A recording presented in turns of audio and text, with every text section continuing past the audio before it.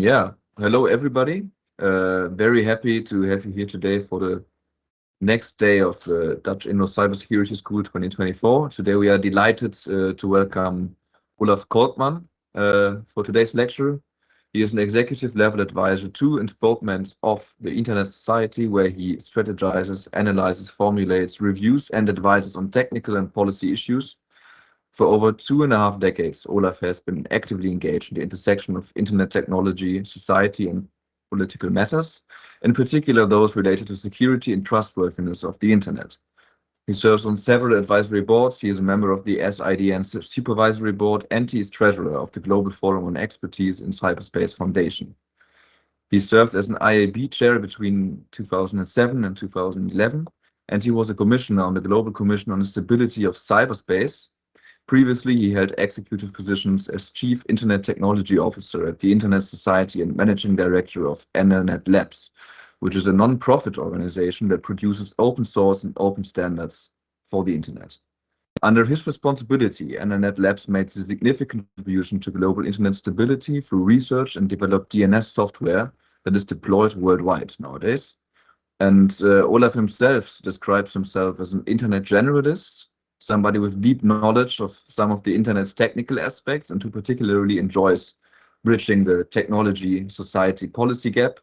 Very happy to have him here today, where he's going to provide a lecture on the Internet way of networking, and I'm going to hand it over to you.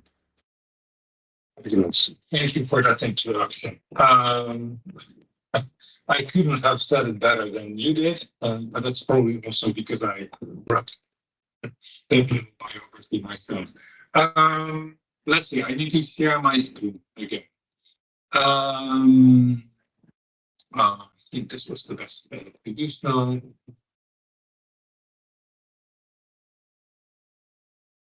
As it goes, sometimes you use a lot of Zoom in our organization, and that's why sometimes it's a little bit difficult. Can you actually see me now? Yes. Can you see the slides? Yes, you should be able to see those. Perfect. So today I'm going to talk to you, or with you maybe, about the Internet Impact Assessment Toolkit. This is a thing that we developed within the Internet Society to look at policy proposals and understand what the impact is of those policy proposals on the Internet.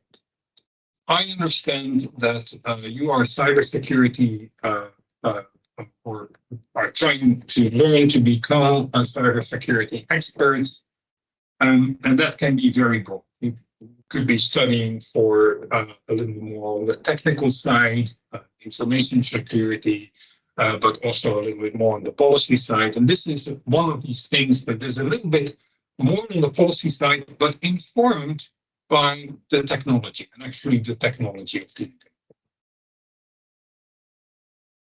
Internet. Going back, I want to first tell you a little bit about the Internet Society, the organization that I work for. We're a charitable organization, a charitable company under American law, founded in 1992 as a global charitable organization. Our making the existence of the Internet Society has a lot to do with the development of technical standards. We were founded by the inventors of the Internet, and we have a tight link to the standards organization called the IETF, the Internet Engineering Task Force, in which I have a history as a sort of technical standards maker. The mission of the Internet Society, however, is broader. We are there to support and promote the development of Internet as a global technical infrastructure. We want the Internet to be open, secure, global, and trustworthy. And those words will come back in this hour. We are an organization that is basically grassroots. We are working with local chapters, with experts, but mostly with a community, and that community exists out of members. We have organizational members, 82 of them, This was an old slide, and I couldn't correct the number, so I wrote the numbers next to them.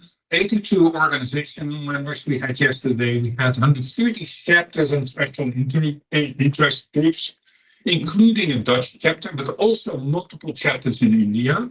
And we have, and I see that I made a mistake there, but it's something like, oh no, it's 129,263 members yesterday. So that's a big grassroots community. Our funding comes from our membership, but mostly from operating of the .org domain. So if you register a .org domain like iso.org or just a bunch of org domains, you probably walked into them. That generates a tiny little bit of money for our organization, each sale of these domain names. And that is basically what funds us. And that makes us an independent organization. We're not neutral. We have a mission. We are mission oriented, but we are independent. So we don't speak for a big tech or a particular stakeholder group. We actually speak for the internet. Which brings me to my next slide. This is what we do. Basically, we try to grow the internet, try to get it to the 2.6 billion people that don't have the internet, and we try to raise the trust in the internet by making it a little bit more secure, but also by promoting policies that help the trustworthiness of the internet. This is what I'm not going to go into. There is a lot of technical work that we do. I am not going to talk about that. I'm going to talk about the internet way of networking.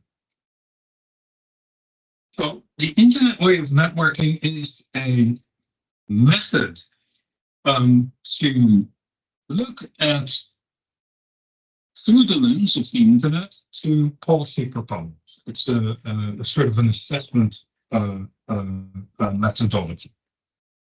And we came to this model by looking at the internet and saying, the internet as a global infrastructure is incredibly successful.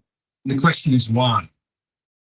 And by asking that question, we identified a number of critical properties that led to the success of the internet and help it to evolve in a healthy way.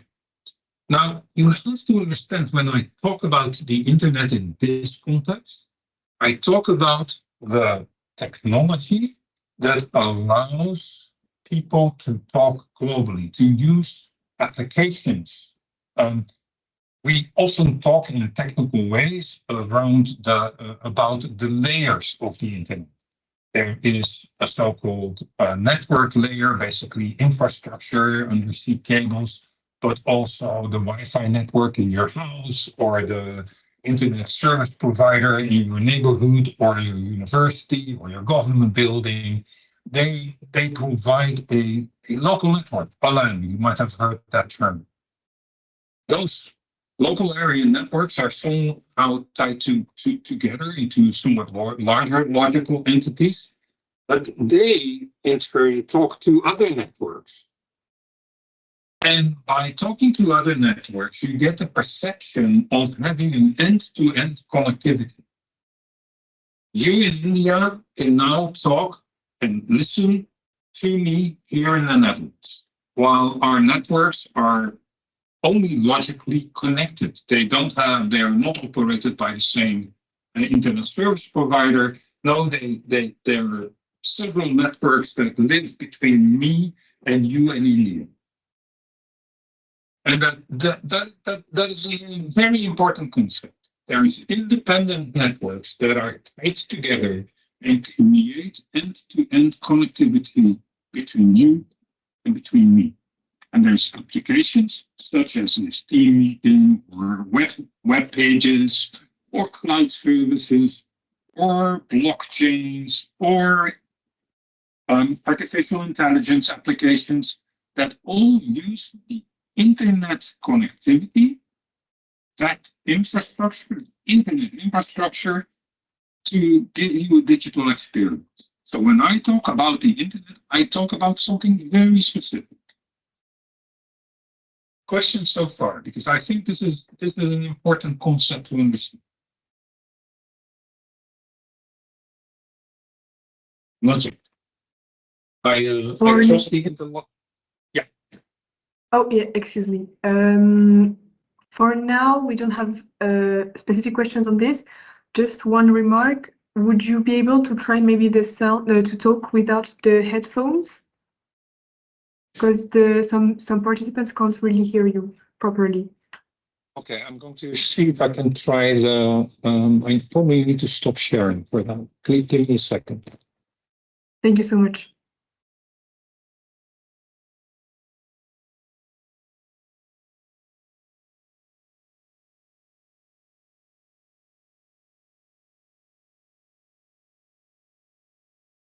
So let's see, does this work better?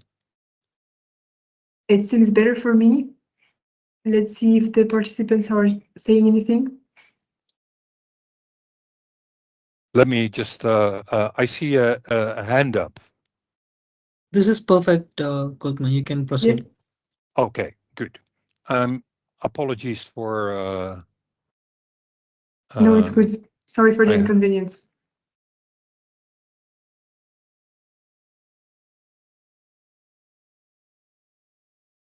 If all is right, you should be seeing my slides again.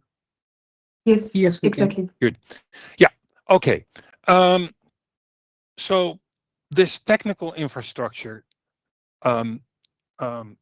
we use the critical properties to describe what it is, and why it works, and we try to do that in non-technical terms. The technical terms that come into this description would be routing.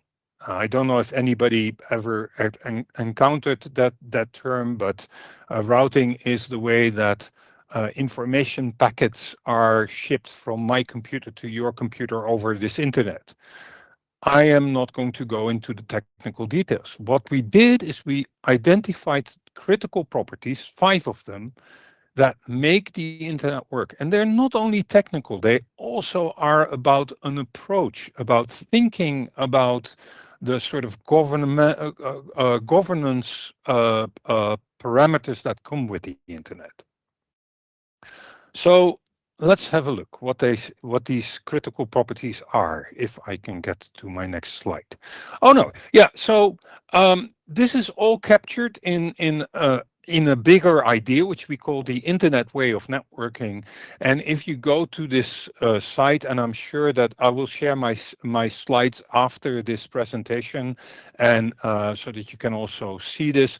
But we have a whole landing page about this concept that I'm going to explain today, but also the implementation of that concept. The idea is that with the 5 critical properties that I'm going to explain, and what we call enablers, which is another aspect of this, you have a lens through which to look at proposals that might change the internet and the way that it works. And then you basically can say, okay, just like an environmental impact assessment, you can make an impact assessment, an internet impact assessment on a policy proposal and say, this is going to go the right way, or this is going to go the bad way. And basically then think about, how would we adapt the proposal so that it is internet friendly.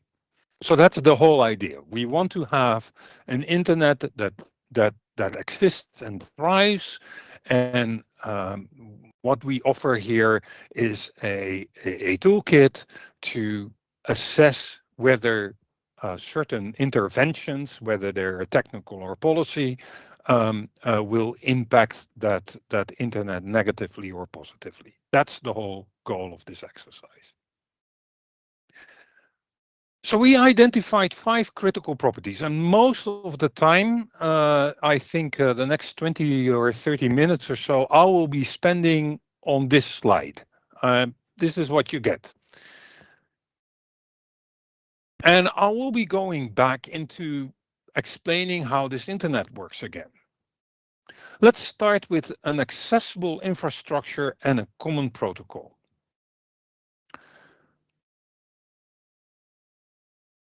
What does an accessible infrastructure mean? I was already describing the network, the internet, as in terms of individual networks. Your ISP, my ISP, a cable provider that provides a transatlantic, or in our case, a cable across the Indian Ocean, or the Gulf. Depending on where you are, those cables are used as part of a route from getting traffic from me to you and back. So whenever we send traffic over the internet, it is taking a path over multiple independent networks. All those networks provide a service, a particular service.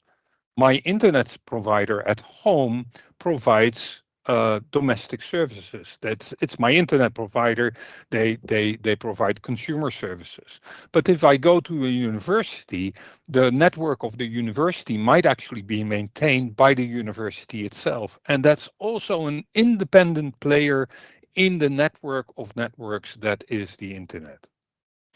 If you look at the network of networks, there are over 60,000 of even more than 70,000 independent networks that all make up the internet. What does accessibility in this context mean? It means that if you want to start a new ISP, suppose you're in Hyderabad and you want to start up a new ISP, then you build a network, you get a number of so-called IP addresses. And you basically say, I want to connect to the internet. And you find a provider, a network that wants to connect you to the internet. You pay that provider a little bit of money for the privilege of connecting to the internet. And suddenly you can talk to all the 70,000 other networks on the internet. Accessible means that you only have to find one neighbor that is willing to do business with you in order to get access to the whole internet and to become part of that internet. It is not the case that in order to be part of the internet, you have to have contracts with all the other players on the internet, or that there is an international treaty that allows you to connect to all those other 70,000 networks. No, it is accessible. That means that there is a very low barrier to become part of the internet. The common protocol is basically what is the smallest. I already said, you know, we're chopping up the information that we put on the internet in all kinds of little packets. How do we ship those packets around? We have a standard for basically chopping up books into individual pages, putting them in envelopes and sending them on so that they arrive at the other side and people can take out the pages and compile the book again. The protocol that comes with that is called the Internet Protocol. And ideally, you would only have one common protocol, because if I then connect my cell phone to the internet, but you know, I connect to a network here, or Wi-Fi in my room, I connect to that. I speak IP, you in India speak IP, and suddenly we can communicate. And if there is a specific application, that application knows that it needs to use IP in order to do business. And if there is a network that wants to connect to the internet, that network knows that it needs to be able to talk IP. A common protocol is important. And what I just said derives from having a common protocol. By having a common protocol, the networks and the applications become independent from each other. When we started building the internet, we had modems. Remember modems? Maybe a few of you remember modems. But they were basically, you know, they created sounds that you could put on your telephone line and then use your telephone line as a connecting features. Applications didn't care about those telephone lines. And when the telephone lines were replaced by DSL or fiber connections or Wi-Fi connections, the applications continued working because they only relied on IP. Similarly, during COVID, when suddenly everybody started to use Zoom and Teams and all those other applications that almost nobody used before COVID, the network didn't need to change fundamentally. We needed more capacity, and that was easy. That actually turned out to be very easy. But that common protocol allowed us for, you know, that interoperability and the loose coupling between the applications and the networks that we build. That's fundamental. That's not something that you see in other architectures.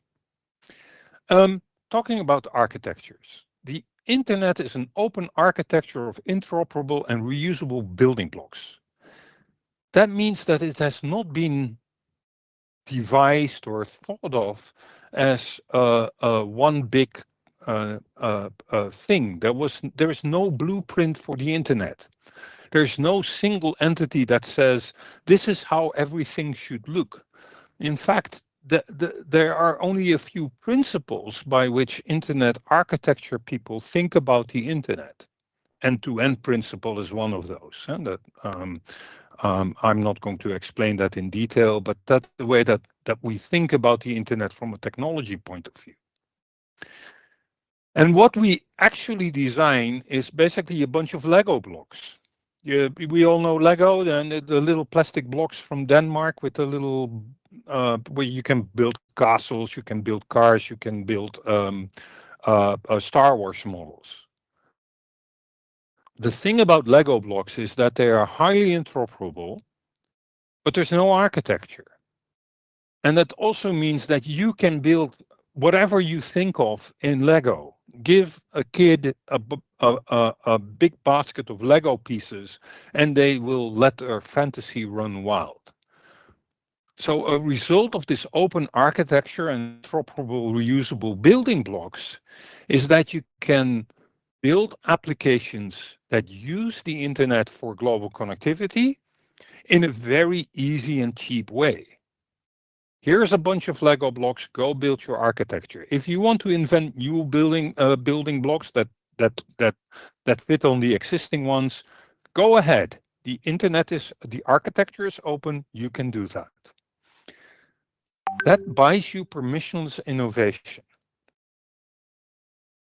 The joke always is when Tim Berners-Lee invented the World Wide Web, he didn't have to ask Vint Cerf, the inventor of the Common Protocol IP, for permission. Permissionless innovation. And it allows you to see new applications that use the internet to be developed. Nobody asked, you know, Satoshi, the inventor of the blockchain, basically used the internet while it was not designed to, you know, for the purpose of blockchain. Now, all the building blocks were there, and he could deploy the blockchain on top of the internet as an overlay. Third critical property. A decentralized management and distributed routing system. The way that we get connectivity in the internet, we have these 70,000 networks.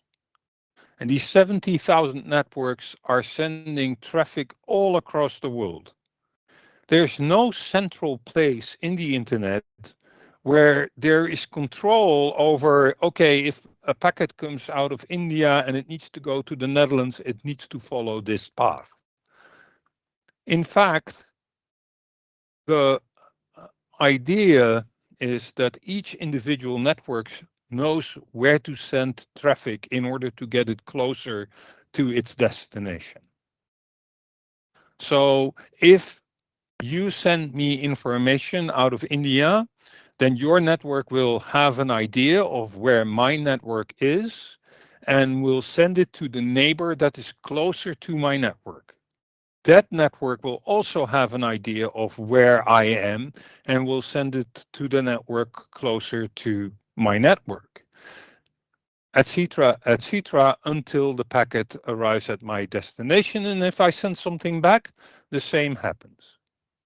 So the vision of what the internet looks like is maintained within each and every network in a decentralized way and in a distributed way. So there's no entity, if any of the entities fail, the routing still works. The connectivity still works. There's no central management. And there are architectures on the network that have decentralized type of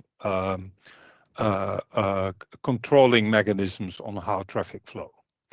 And this becomes relevant if you think about, for instance, discussions around digital sovereignty. Are you still with me? Are there questions? This is abstract and difficult stuff, so I understand that there is questions. For the questions, we have one. Oh, sorry. That is about the Splinternet. And Yes. the participant is asking if you could provide your views on the Finternet and the zero rating in net neutrality. Yes, I can do that, but later. Zero rating Okay, I'll keep it for the Q&A if you want. and Splinternet. There was also a question that was... Yes, so I have a question. In addition to independent networks, with the advent of international data regulations coming up, could you please provide some explanation on private networks and maybe how they are going to be, if any, different?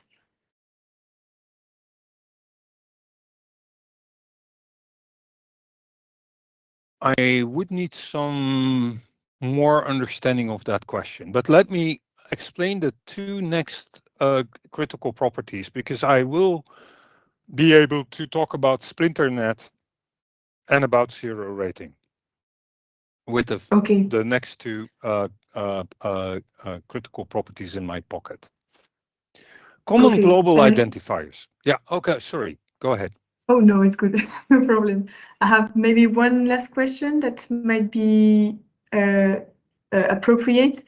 What are the implications and challenges faced in changing the current network and internet framework to be IWN policy compliable?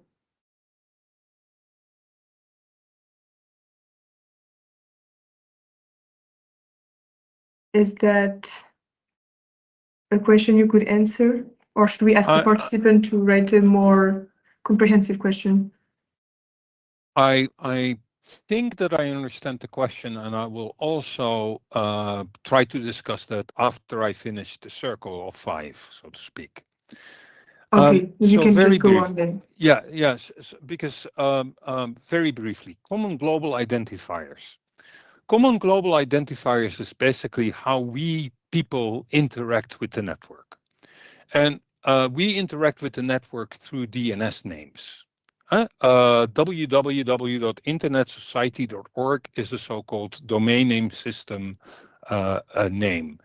And what we want, if we want to have global connectivity, we want that www.internetsociety.org means the same to me as it means to you. That if you type in that name, you essentially get to the same place, or at least to the place that the owner or the user of that name intends that you get.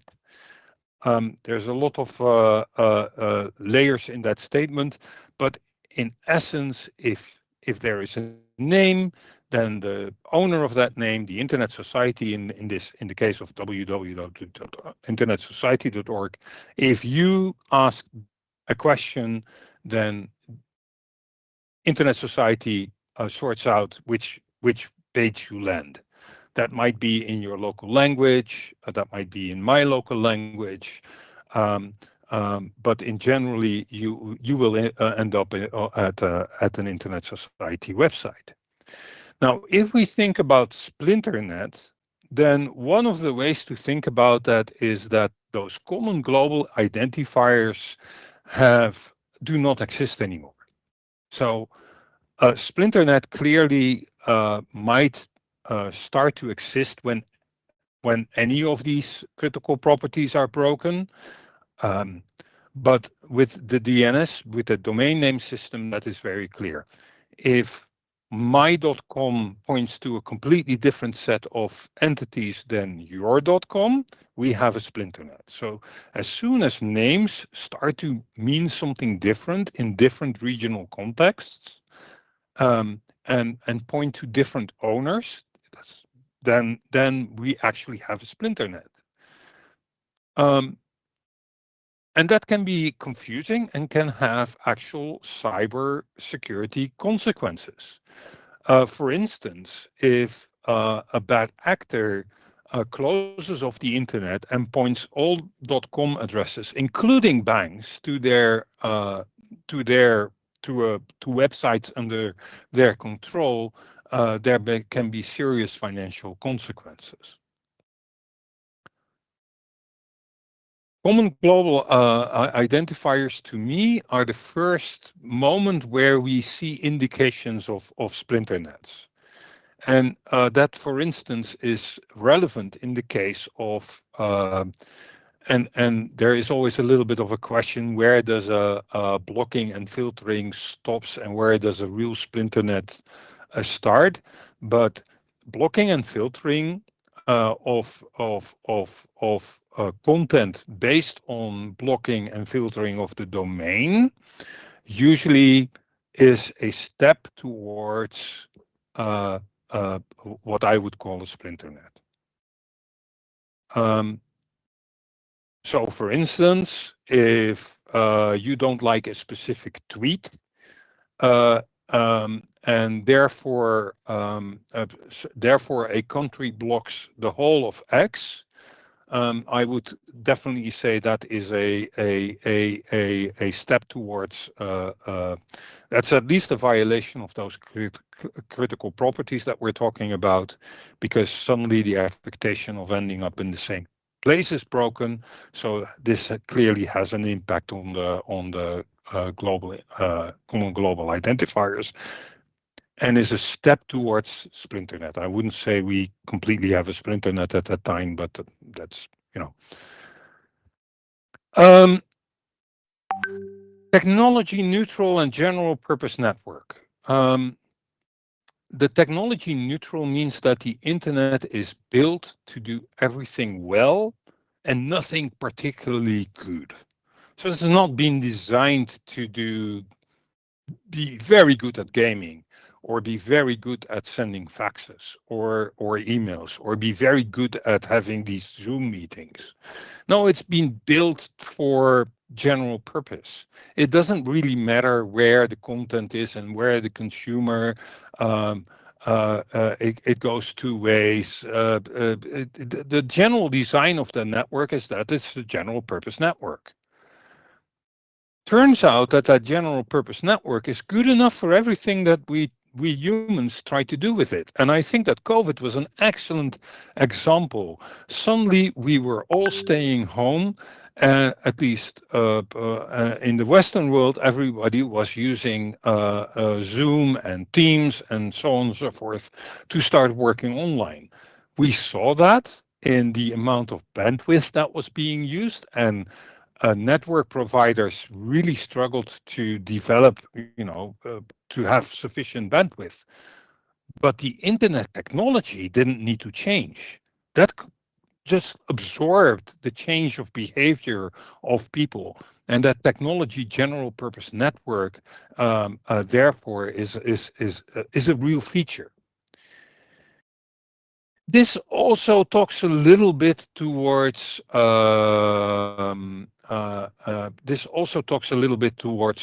network neutrality. the network is really being built to be neutral for the traffic that it connects. And one could argue, but it's difficult, that zero rating basically breaks this technology neutral general purposeness of the network. Because in fact, what happens with zero rating is that you get one service that the internet offers for free, and the other ones are essentially blocked unless you pay for them. And that makes the technology less neutral, so to speak. Obviously, there is a benefit to having at least some internet instead of having none whatsoever. This all has to do with being able to pay for this general purpose connectivity. But to the heart of it, of course, it has an impact on this critical property. So what I like about the questions that you just asked is that you can view them through the lens of these critical properties. I had the zero rating question, the splinternet question, the implementation of changing. Can you repeat that question? Yes, sure. The one about the implications. Yeah. Let me read it again. What are the implications and challenges faced in the changing the current network and internet framework to be IWN policy compliable?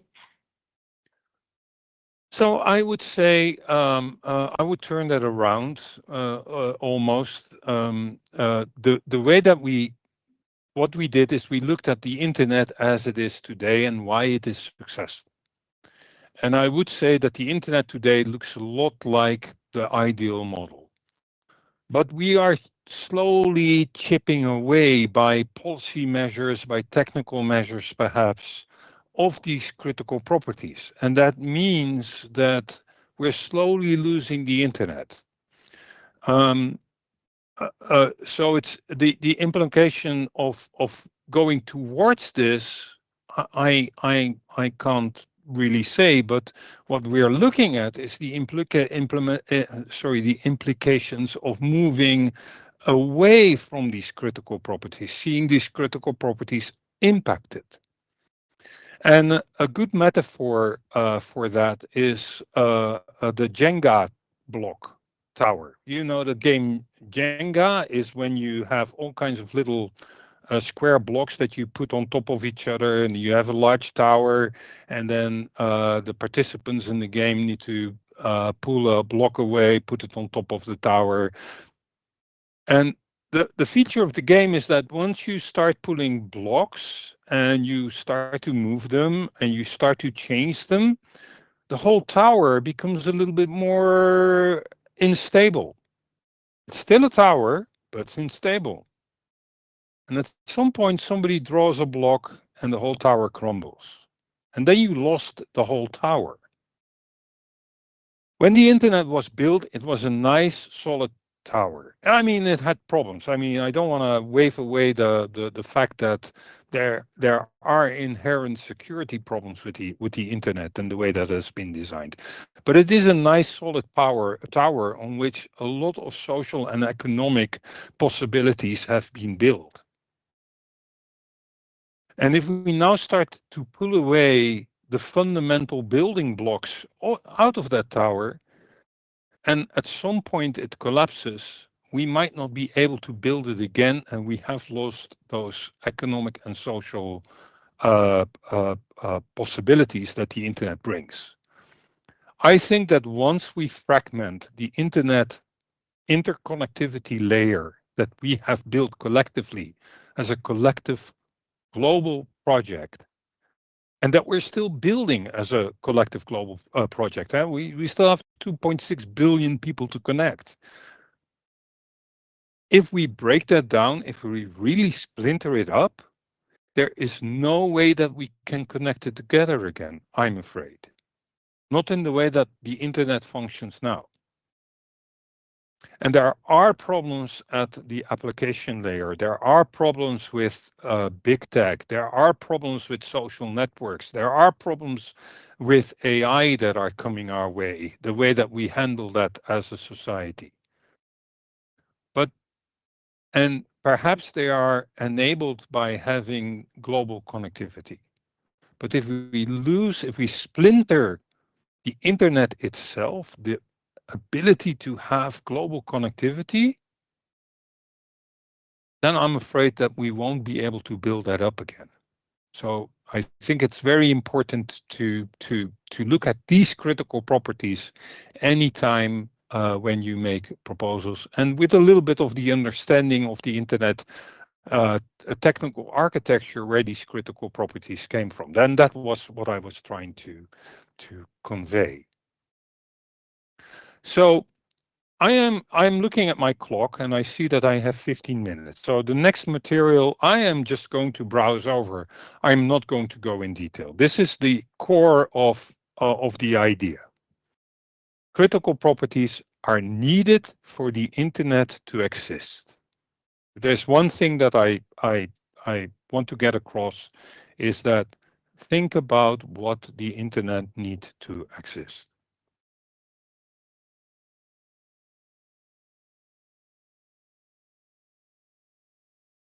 I'm trying to switch my slides. Yes.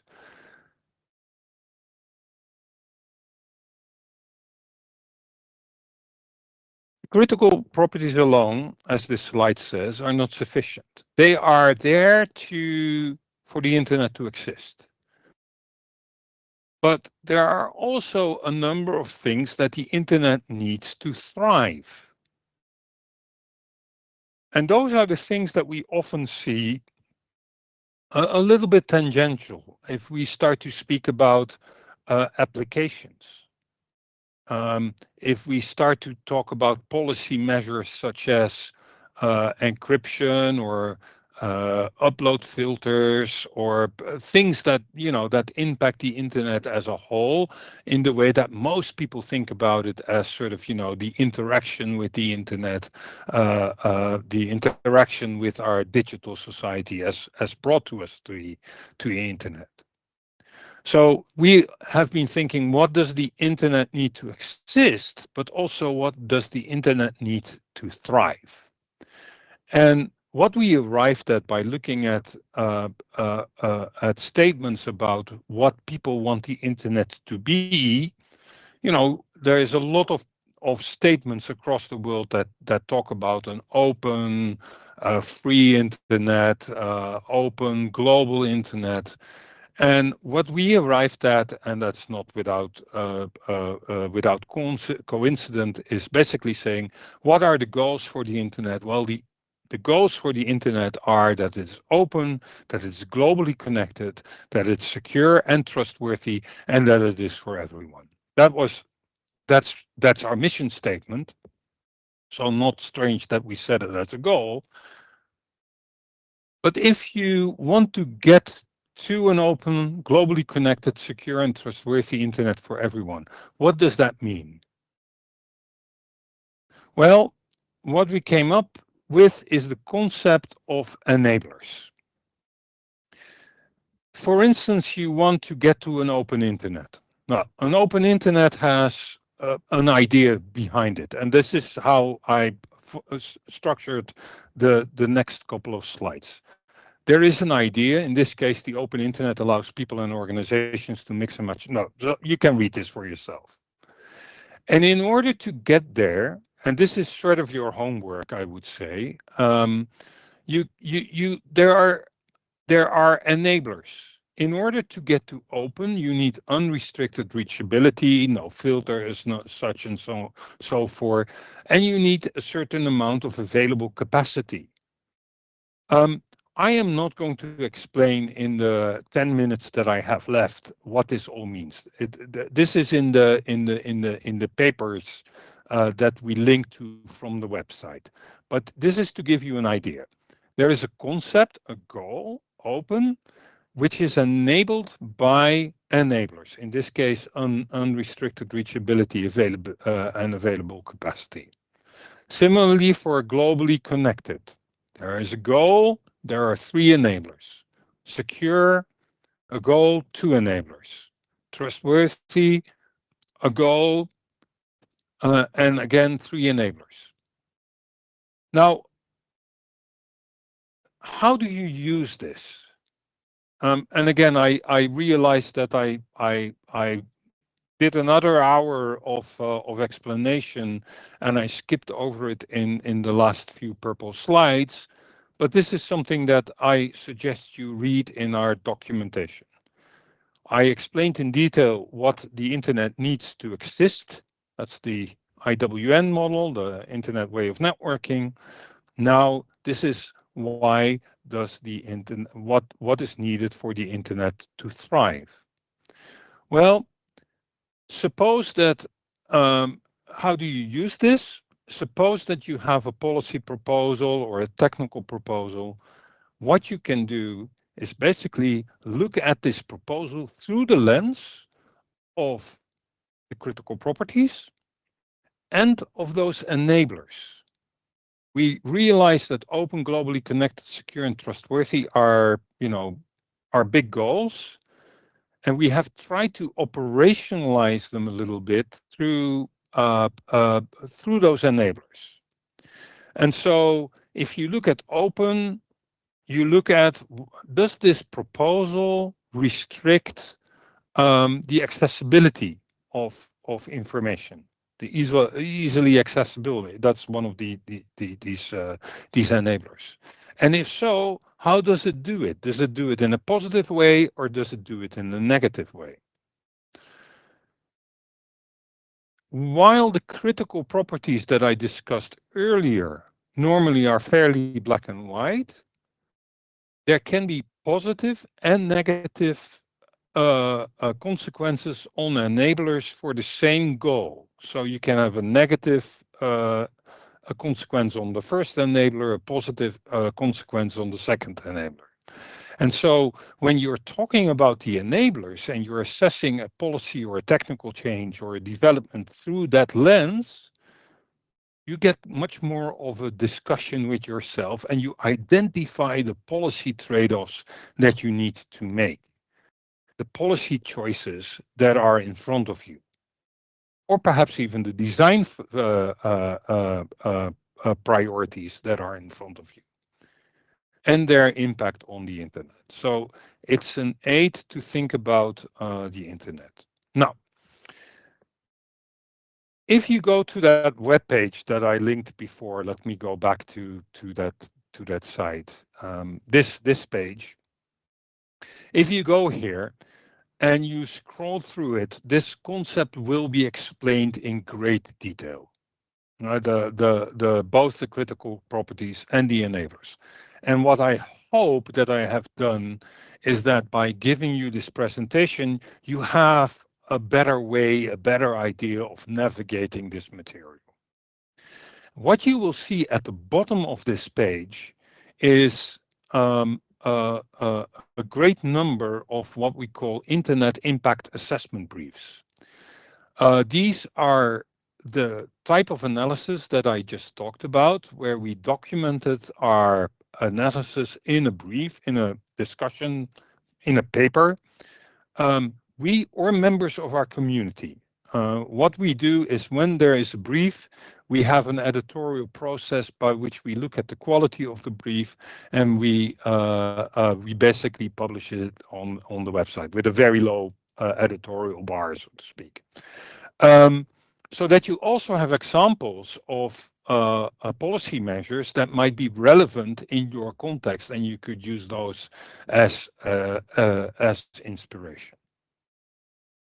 So stepping all the way back, what I've presented is a toolkit that can help you with doing an assessment similar to, say, a climate assessment or a social impact assessment, but now for the internet. Because it's important to think about our global public goods like the internet. And make sure that we collectively take the responsibility to keep that working. Because in the end, I believe that the internet does more good than it does harm, and helps people build their social and economic opportunities. And with that, we have about 10 minutes for questions. And I'm going to stop to share my presentation so that I can actually see people. So thank you so much for the presentation. We have one question about the dark web and how it relates to the internet. Why is it more difficult to access it and secure it? And does it fall under the internet or can it be considered a separate entity? So the dark web is, this is one definition, there might be more. But the dark web is anything that Google didn't find. If you type something in Google and you cannot find it there, it's on the dark web. The dark web as such is application space. It depends on the internet being there to push the content in the form of little information packets and route that over the internet towards, whoever wants to read that.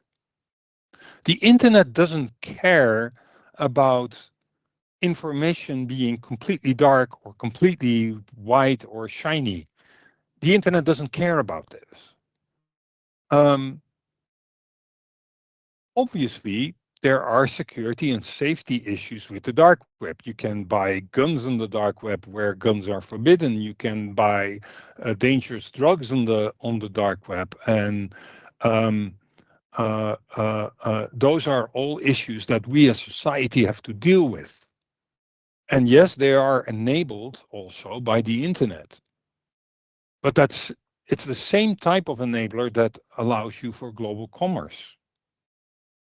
So I'm not quite sure if I'm answering your question, but the dark web is really like a specific view on the World Wide Web, the World Wide Web that is not indexed, and that, the World Wide Web in this context is just an application. Thank you so much for your answer. And we have another question. What are your views regarding internet shutdowns in liberal democracies? We track them. If you go to pulse.internetsociety.org, you will see a website in which there are many different type of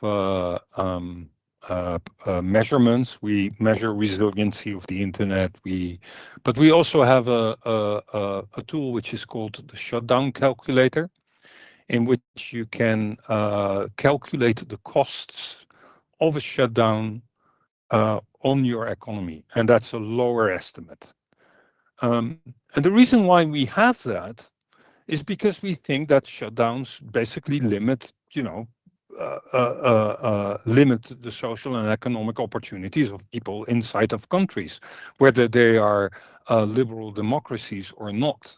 In general, we think it's a bad idea to shut down the whole of the internet if you have problems with material that is shared on the internet. And I think that answers my questions of what I think about shutdowns. So so in fact, we have tools that will hopefully help you to convince those liberal democracies or maybe even illiberal countries, tools to convince them that there is actual economic harm done when they shut down the internet. Thank you. I think we still have the time for one last question. How do we draw the line between user privacy and state surveillance for security? I think it's concrete. It asks for a concrete answer. How do you concretely establish parameters for this?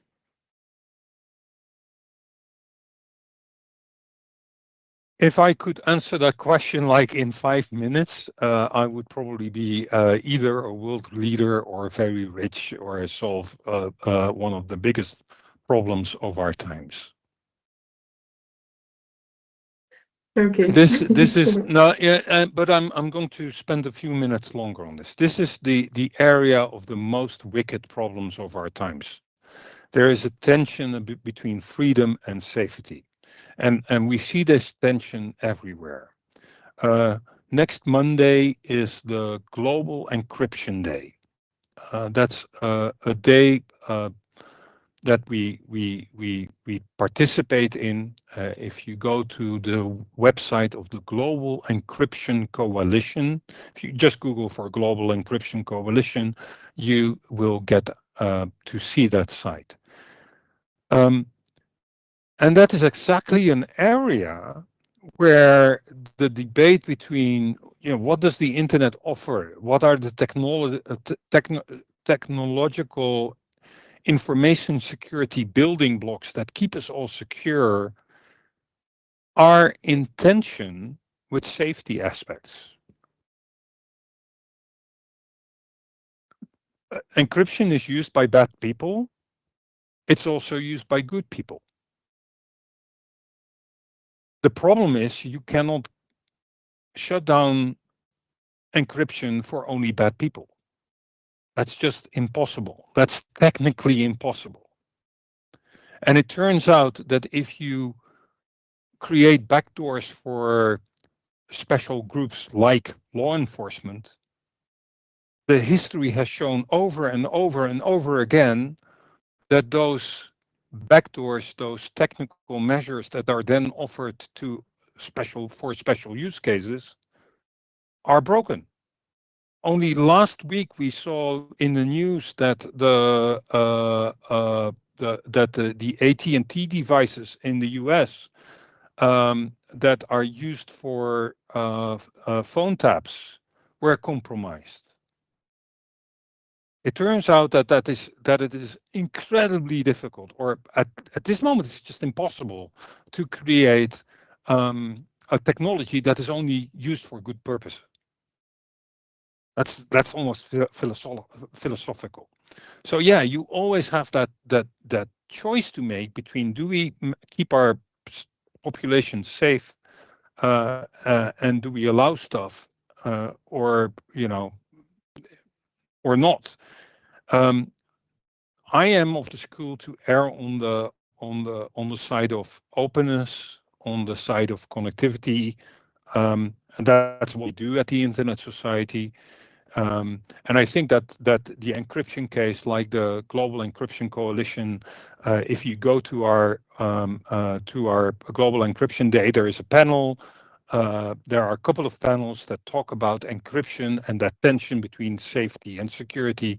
And one of the things that we have done within that context is we are having a panel about the security of children and how does encryption actually contribute to the security of children. So plug that also answers your question, I hope. Thank you so much for your comprehensive answers. I think we have the other events coming up. Thank you so much for the lecture today. That was very insightful and very complete, I would say. Thank you for your openness for taking questions during the lecture. That's also very precious for us. And we would like to thank you on behalf of the Cybersecurity Center of Excellence of India and the Hague Center for Strategic Studies. Thank you so much, and see you later. If people have questions, my email address is on the front of the slides, and I will share the slides with your people so that they will be distributed. Wonderful. Thank you so much. Thank you very much. Thank you. Have a nice Thank you. evening. Bye. For the participants, we already have the other session open and we invite you to join the session straight away. Thank you so much.